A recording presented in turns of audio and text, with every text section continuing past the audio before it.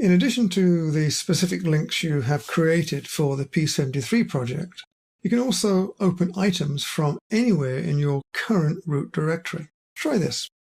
In the Explorer dialog box, click on the down arrow in the link sets. We see our link set, but we also see the Active Directory. Click on that.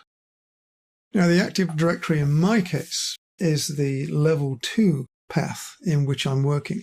Now, we see what look like links here, but they're not the same ones, obviously, as the specific P73 link set. Let's open up the designs. Expand that. If you noticed very quickly that MicroStation went through the entire level 2 folder to harvest all of the design files in that folder. And it presents us with a list of every design file in my level 2 folder.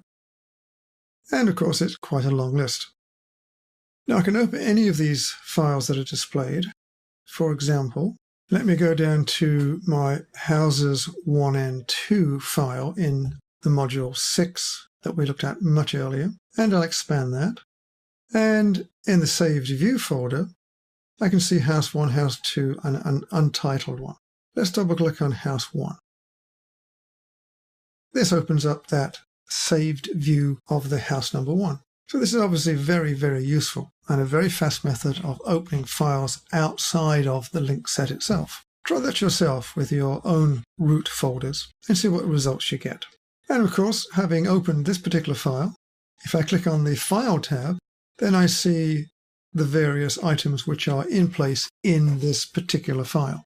So just to recap here, the File tab gets me information about the current file that I'm in, and the links gets me into the Active Directory of this file. Now, this is significant. You'll notice that the list is quite different from the P73 project and the level 2 file folder. This information belongs to this particular file. So the Active Directory relates directly to the file you're working on, which of course allows you to open a file in any folder in your computer, provided you open a file in that particular folder first. Now, you might want to experiment with that because it is a very powerful system. And the last item, I'm going to dismiss Explorer.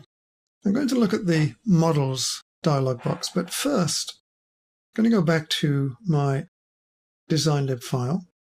Here's my project DesignLib file. Now I'm going to open the Models settings box, and the only model I have in the DesignLib is simply the default model. So if I click on the Active File pull-down and select the Active Link set and expand this list, I'll see a list of models inside my current directory, which again is the level 2 directory. And again, I can now open any model inside that entire folder list. Again, very powerful and perhaps a little quicker than looking at specific links in the Explorer dialog box. And again, practice with this too, because it is extremely useful in larger projects.